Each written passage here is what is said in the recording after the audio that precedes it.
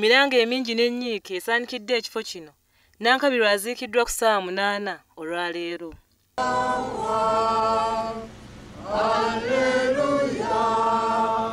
Akulidde okusabira ku mukolo guno Father Vincent Kabando ow'ekigo ky'Ekindu akuutidde abantu bonna okulaba nga beetegekera ebiseera nga bino ebirimu ennaku n'ennyiike ssaako n'okwetegekera engendo zaabwe.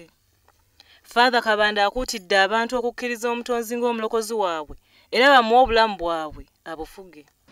Rosemary Nankabirwa kati nga bwe mmulaba ayawuse bulijjo omugole bamwambaza amajolobera n'ayawuka ku bantu abaki bwe mumutunuulira yeyawuse dda ali ku mbaga yeekola ki esembayo ekigenda tuyamba okwongera okwetegekera embaga eno esembayo ekyambalo kyaffe kwe kukkiriza n'okusuubira.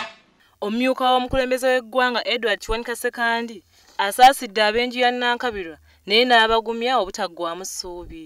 Basaasidde nnyo olwa Nankabirwa. Abawulidde okulajana mu ggwanga lyonna nga Nankabirwa amaze okutugendako bategeera nti omuntu yatugendako si yali wa myaka mingi naye yali omuntu w'abantu, yali omuntu ayagalwa olw'ebyo byakoze akyali ku nsi.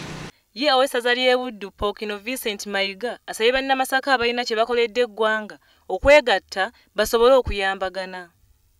Abuuliridde abantu kukwata obulungi obutonde bw'ensi nga kino kyokka kye tusigazza ng'ekyobugagga. Abalala abadde ku mukolo guno ye ssentebe wa disitulikiti y'e Masaka Joseph Kalungi n'abalala bangi.